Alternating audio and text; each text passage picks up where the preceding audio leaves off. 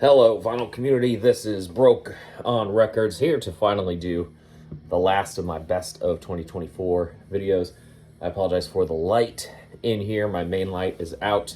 Don't know when I'll replace the bulb, so I'm working off some natural light and some Christmas bulbs that we're keeping up year round.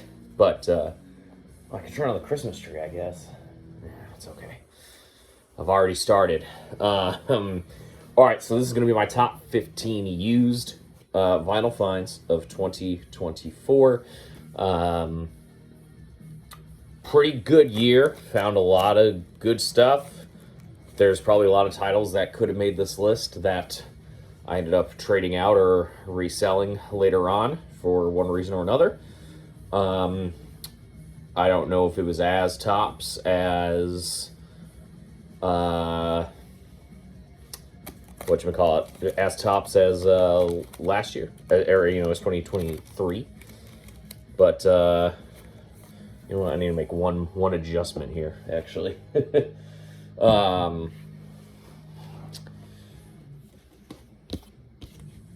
But I will say, have not bought a ton of records yet in 2025. The year is still very much early, but I will say that good start. I found a crazy cool record that I will show in my vinyl finds upcoming in a little bit. So okay, my first January vinyl finds. All right, now I'm ready to go. I picked 15 because I wanted to show 5 like newer albums that I found used, and then 10 kind of classic, standard used vinyl finds from pre-1990 for the most part. Okay, 15. Goatsnake, Dog Days, and Goatsnake 1 and Dog Days, the first 2 Goatsnake records. This is something I've been not been trying very hard to find it, but just keeping my eyes out. Finally got a nice copy from my local store. This is just the black vinyl, but Sons of the Lord reissued these albums individually, but I had just been waiting to find the double LP compilation. I think I've listened to this 3 times already since owning it. Been streaming it a lot as well. Kind of got me back into Goatsnake. Fantastic stoner sludge metal. Was really happy to find that. At number 14, the latest 2020 30th anniversary edition reissue of My Life with the Thrill Kill Cult, Confessions of a Knife. This is the Hellfire vinyl variant. Found that for a really good price this year. Was very happy about that one as well. Number 13, Tilly and the Wall with O. This has been a long time indie rock vinyl grail of mine. Would see it online occasionally, but not for the price I wanted to pay for it. Scooped this up at the Pitchfork Record Fair over the summer. Was really happy about that.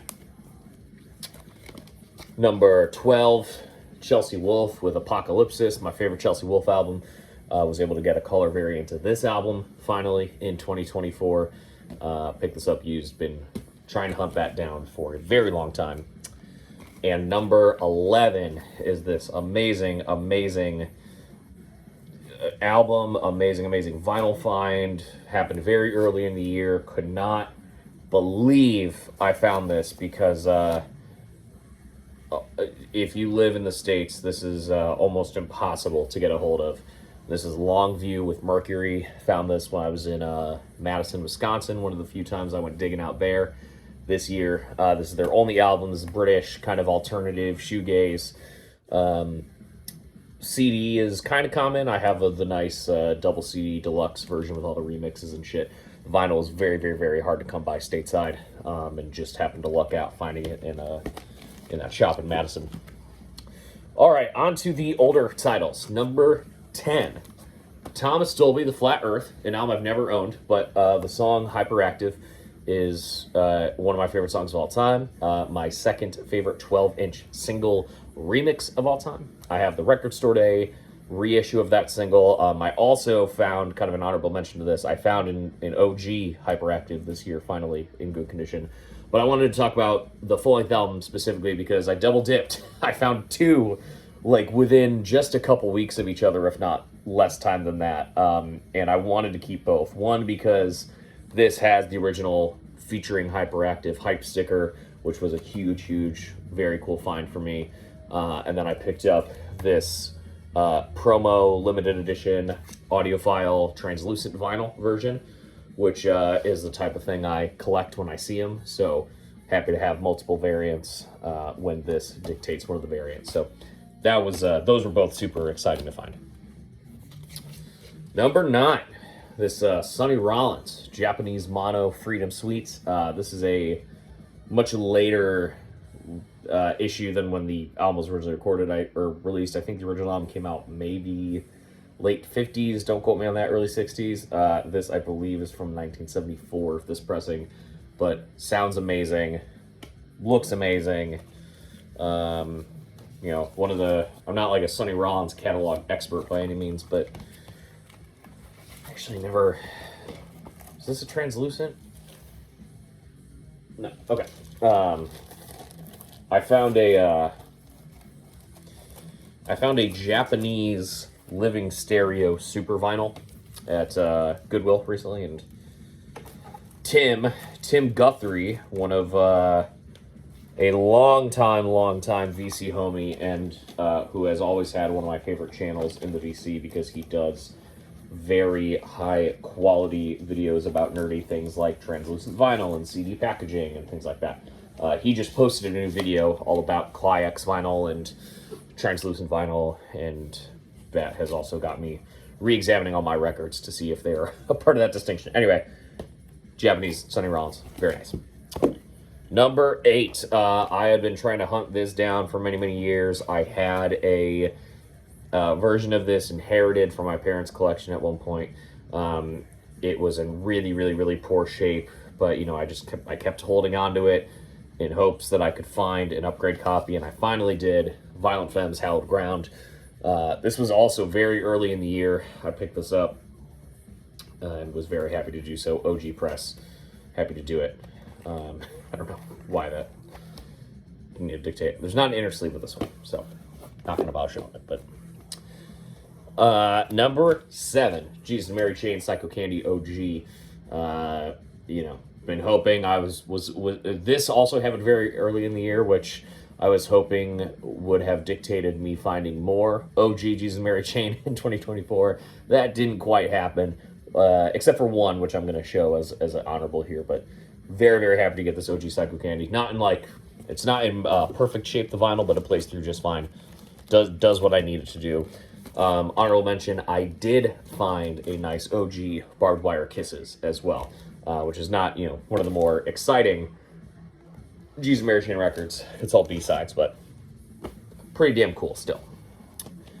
I'm losing count. Alright, Dolby was 10, Sonny Rollins was 9, Violent Femmes was 8, Jesus was 7. Number 6, Brian Eno and David Byrne, My Life in the Bush of Ghosts. This is a long-time Super Grail. Been waiting to get an OG of this for many years. Every time I've ever found it, it's either been a price I can't pay or in a condition that doesn't dictate the asking price. This is a condition that dictated the asking price. I got this for a great deal. Vinyl has a little bit of surface noise on it. Jacket is not in perfect shape, but I got a just undeniable price for it, and was happy to do it. Yeah, so I'll say it again. I just listened to this before I hopped on camera. Sounds great. Been trying to get that in my collection for a very long time. Very excited that finally happened this year. Number 5,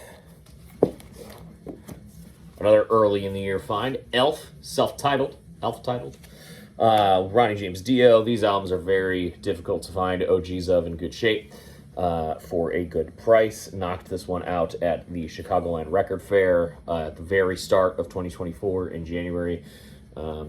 again, was hoping that would dictate how I'd find the other two Elf records. That did not happen, but I'll be keeping my eyes out for sure. But was very, very happy about that one. Paid a very nice price for that. Number 4, as I've talked about many times recently, this Nasty Savage record. Very, very excited that I got this in my collection finally this year. Sort of manifested it around my birthday weekend. I went to a metal specialty record store that is in the city. I went there for the first time, Metal Edge Records, and was listening to the new Nasty Savage on the way to the shop, and I sort of said, this seems like the place where I could finally get an OG Nasty Savage self-titled, and I did. I was very happy to do it. Recorded at More Sound. Released on Metal Blade. A+. Number 3, Suicidal Tendencies. How Will I Laugh Tomorrow When I Can't Even Smile Today? Their third full-length album. I have just been very patient and have lucked out on now getting the first 3 Suicidal Records OGs. I know it's only going to get harder from here for the rest of their albums into the 90s, but I'm going to try. I'm going to try my best and just wait it out. Is this translucent one? This is a promo stamp. Let's see if this one is. I don't think it is. No.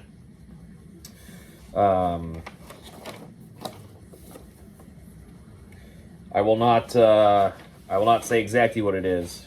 I will not spoil my January 2025 vinyl finds, but I've been in a thrash mood lately, and I picked up a killer OG thrash album a couple days ago, which I'm very excited about.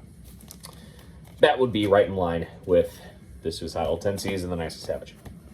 Number 2, okay, I showed this on one of my Instagram pages, have not shown it on video yet. Was waiting for this video to show it. This almost was going to be my number 1 pick, and then I had to be sort of objective about it and realize that my number 1 truly is my number 1 best used finds of the year.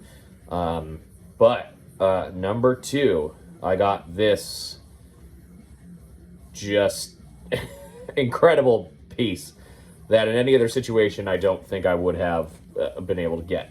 This is Iron Maiden, No Prayer for the Dying, OG, red vinyl press in Shrink with Hype. I will show you what that looks like. I haven't been showing the colored vinyl on this, but I'll show it on this one because it looks very nice. Also on Epic Records. This was actually a Savers find, if you can believe that. Now, a quick rant, and I ranted about this on Instagram before about Goodwill, and I'll say it again with Savers, is I think Savers and Goodwill pricing records for anything more than $2 is bullshit, and that's not the point. I don't like that people at Goodwill and Savers, you know, who work there are sort of on the vinyl tip now. So on principle, I was very dissatisfied that I paid what I paid for this, which I will not disclose, but it was well under market for what this goes for, to a point where I couldn't pass it up, and I just had to eat shit and pay more than $2 for this. What if I said it was more than $2 but less than $100? We'll leave it open. But this was in their rare caged section. They also had an OG. I'll say this: they had an OG Megadeth, So Far So Good So What, that I also really wanted, but I had to go home, figure out some records to sell, come back the next day, and by the time I came back, the Megadeth was gone, but this was still here. So, huge find. I have not been lucky in my life finding OG Maidens. It took me a very long time to get the OG self-titled and Killers that I have, which are my 2 favorite Maidens. I very recently passed by, not very recently, within the last year, I did pass by OGs of Peace of Mind and Somewhere in Time, I think, and that was another one where I had to put them back, and then by the time I went back to the store, they were sold out. So, not a band I'm very lucky on getting original presses of, but All right, my number one is actually a three-way tie, and these were all Discogs finds. So, you know, some people might say that is cheating as well, but I don't know what to tell you. Far and away, my best three used vinyl pickups this year, all super grails of mine, are these three mid-period Ministry albums. So I went and saw Ministry back in March. I've seen Ministry a number of times, but I went to see him in March, and whenever I see a band I like, I get the bug and try to fill in some missing pieces of my collection. And I've been waiting years to get all these albums, and I just went on Discogs. It's a thing I really don't do anymore because of my funds and everything. It's very rare these days that I order vinyl from Discogs and additionally find the exact thing I want for the exact price I want. Doesn't happen a lot anymore. Even rare that it happens 3 times in a row with the same band.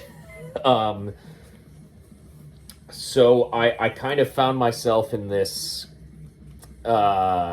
this unique situation where I had just seen Ministry. I found listings for all these on Discogs. 2 of them were the sole US-based copies for sale. And they were all the price point I wanted to pay, and I just so happened to have the extra cash at the time to fund all 3. So I bought them all. So I had to buy them all 3 from different sellers, but the fantastic, my favorite Ministry album, the heaviest album of all time, in my opinion. The Mind is a Terrible Thing to Taste from 1989, I believe. Yes, promo copy with hype sticker and gold stamp. I'll show you the translucent. Sire.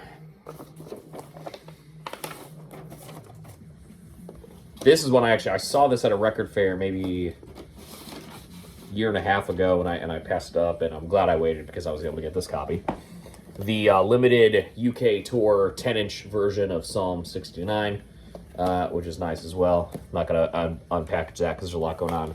And then OG Filth Pig in shrink. This is actually sealed when I bought it. I was able to get a sealed pressing of this in shrink with the original sticker on it, which is very nice. But yeah, definitely, if I'm being objective, those are the best vinyl finds of the year. I ended up swapping the Mary chain out for this, but I'll show it. This is a Wax Trax test pressing of the Acid Horse 12-inch, which is one of my most wanted Wax Trax records. I still cannot seem to lock down a regular version, but got this test press for a very good price this year. That's more Al Jorgensen fodder. So, thank you. I guess this will go up first because it's the one I have filmed. So tomorrow there's going to be a bonus video of my top 10 reissues of 2024. Thank you. Goodbye.